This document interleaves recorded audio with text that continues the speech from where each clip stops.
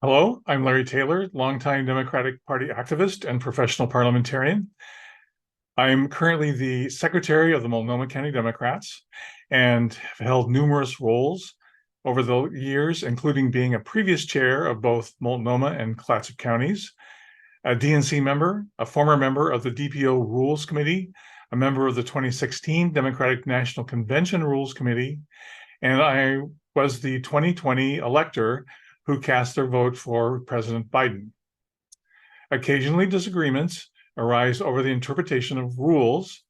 Recently, the chair of the 1st Congressional District announced that an alternate delegate was considered resigned because the alternative delegate had 3 consecutive unexcused absences. The chair cited the bylaws of the 1st Congressional District in support of his decision. The question was asked, did the 1st Congressional District chair have the power to do this? This question involved several sets of bylaws and state statutes. Due to the complexity, a number of people were asking how this issue could be resolved. Questions on democratic rules are often settled with a parliamentary opinion, which is a document that cites the state statutes, the respective bylaws and rules, along with the parliamentary authority, which for the Democratic Party is Robert's Rules of Order. Once the logic is laid out, everyone can read the analysis and either agree with the conclusion or point out errors in the citations or interpretations that puts the conclusion at question. This video is in 2 parts. The first part is a summary version for those of you who do not want to wade through the gory details of the analysis. The second part walks you through the relevant rules and laws so that the logic supporting the conclusion of the parliamentary opinion is clear. This is the QR code if you would like to read the parliamentary opinion that was prepared for this analysis. So the summary version is no, the 1st Congressional District Chair does not have the authority to remove alternate delegates because that power is not given to the Congressional District Chair. The Congressional District Chair was deriving this power from the CD bylaws, which the CD does not have the power to possess. This right was removed about a decade ago, although it was never enforced.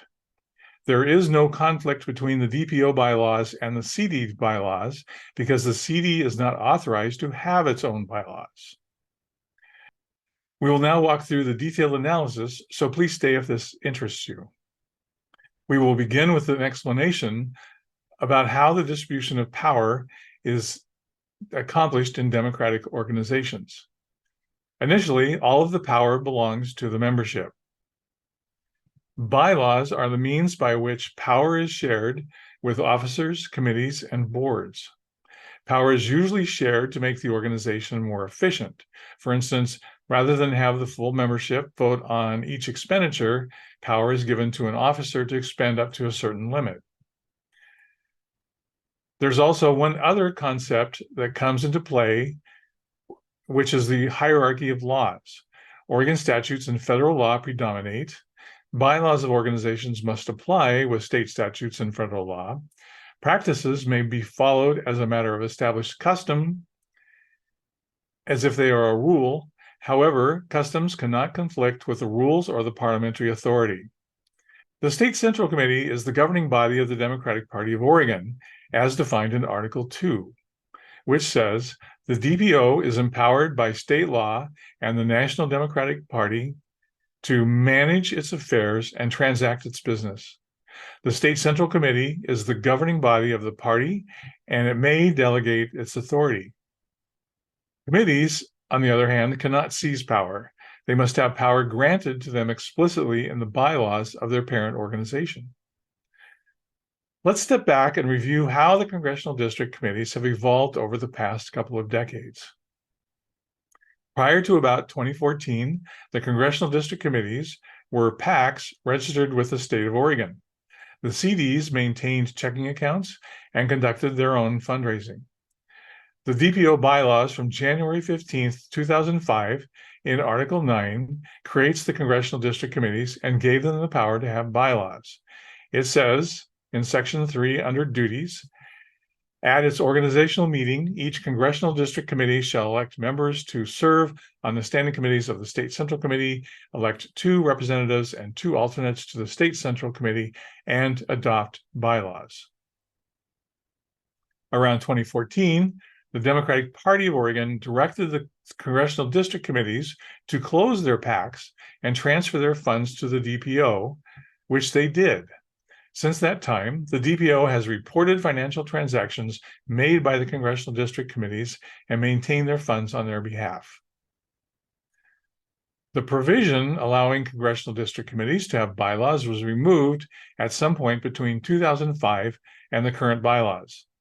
The current bylaws in Article 9, Section 3 reads, at its organizational meeting or in its next official meeting, each congressional district committee and the SEC delegates and alternates acting as delegates living in that district elects representatives to serve on the standing committees of the SEC.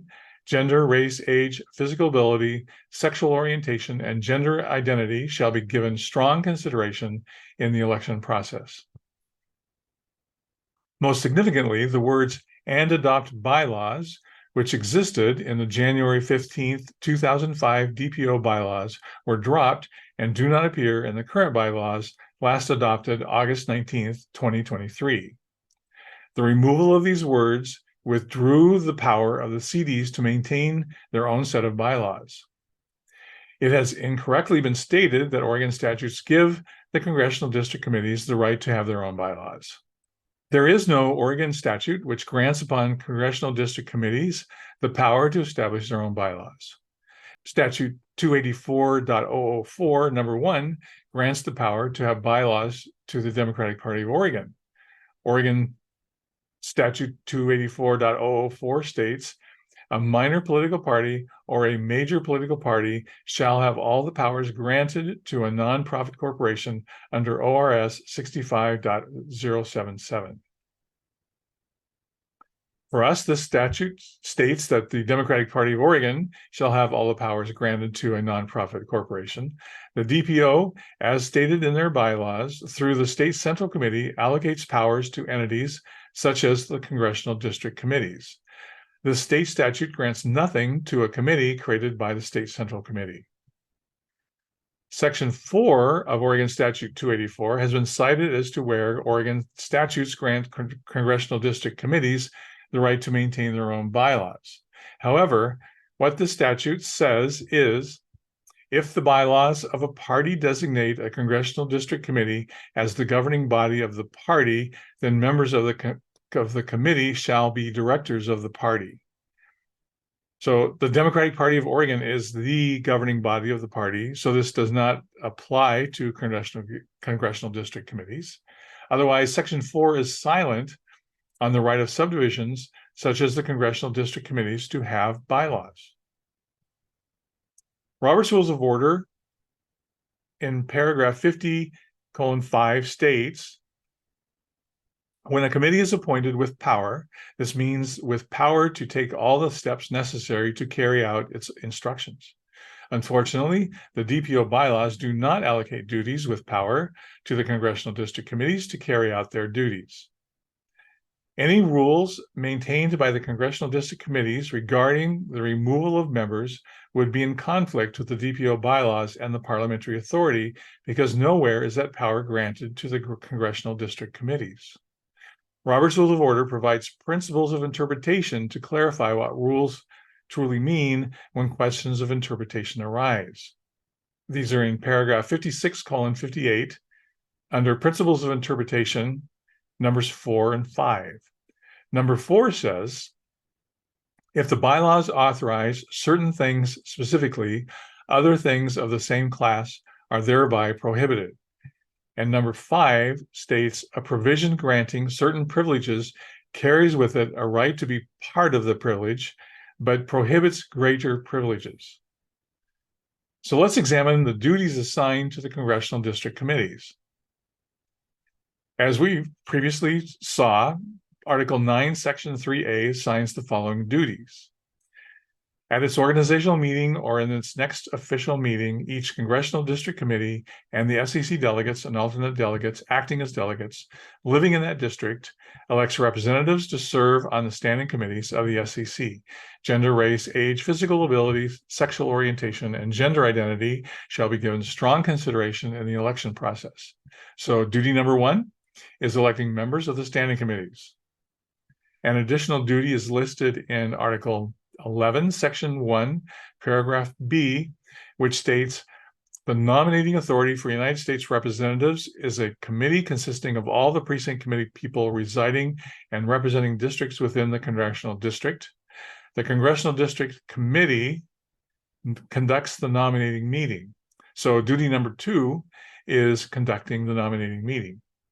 No other duties are assigned, and according to Principle 4, this means that congressional district committee duties are limited to these 2 duties, and any other duty is prohibited. Just because congressional district committees have been following the practice of maintaining bylaws and allocating themselves power does not mean that they have the right to do so or continue the practice. Robert's rules refers to these as customs, which are allowable as long as they are not in conflict with the DPO bylaws or the parliamentary authority. Specific to the question regarding removal of congressional district committee delegates elected by the county central committees, Robert's Rule of Order states in paragraph 46:50, because the voting body itself, which in this example is the Multnomah County Democrats, is the ultimate judge of election disputes, only that body has the authority to resolve them in the absence of a bylaw or specific rule of order that specifically grants another body that authority. There is no specific rule of order in the DPO bylaws, which authorizes the first CD to remove members who are elected from the committee. So finally, we get to the answer of the question, does the first Congressional District Committee of the Democratic Party of Oregon have the power to remove members elected by the county central committees? And the answer is no. The DPO bylaws allocate no power to the congressional district committees to remove members elected from their counties.